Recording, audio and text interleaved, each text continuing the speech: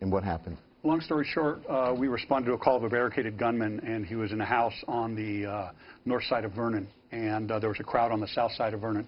So my partner and I were moving up to button down what we call the west edge of the perimeter, and one of the people across the street wouldn't leave, so my partner went over to try to get him out of there.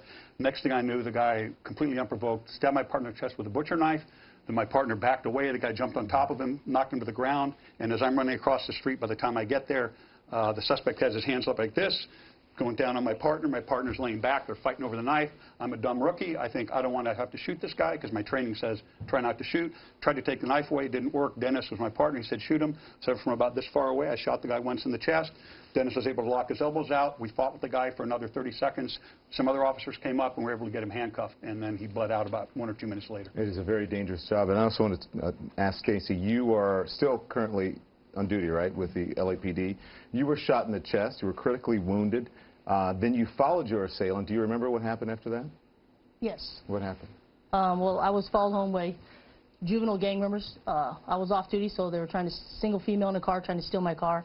When I stepped out of my truck, he pointed a .357 Magnum, handgun, fired at my chest, and turned and ran. I fired once at him, and then went after him, and then when he got to the back of my car, he turned and fired 5 more times at me. And I fired 3 more at him, and he went down, and then I was losing a lot of blood, so I tried to get inside my house, get home, and all the blood loss. I passed out on my driveway from all the blood, and paramedics came and defibbed me on my driveway to bring my heart back the first time.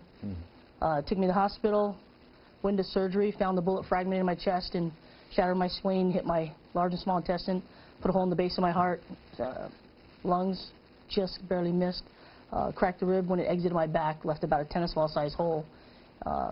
You told him you were a police officer, right? Do you regret doing that? Do you think that made the situation worse? I don't necessarily regret doing that. Part of my training is I was trying to say police drop the gun, and when I got police out, he just fired, and he was about 3.5 feet from me when it happened.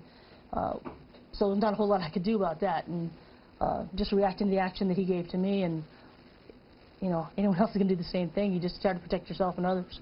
Paul, I understand that you fired your weapon twice in the hundreds of times that you were in special threat situations in Houston. Why do officers shoot to kill? Explain the training to me.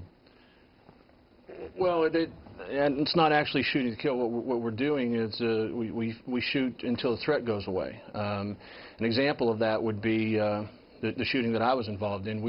We were called on by our homicide investigators to serve a murder warrant on a man who had murdered a citizen in Houston, set his body on fire.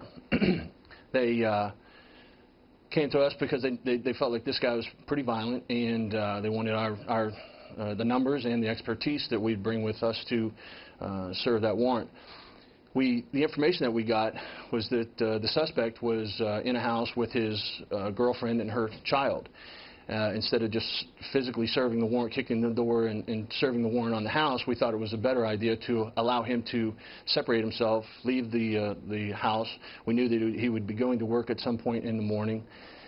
So we set up a tactical situation in terms of we had officers, SWAT officers in uniform, in marked cars, and we had other officers and SWAT officers in tactical gear who would support an arrest that we were going to try to effect on him whenever he rolled. But our plan was to do a felony traffic stop on him, let him get away from his girlfriend and the child.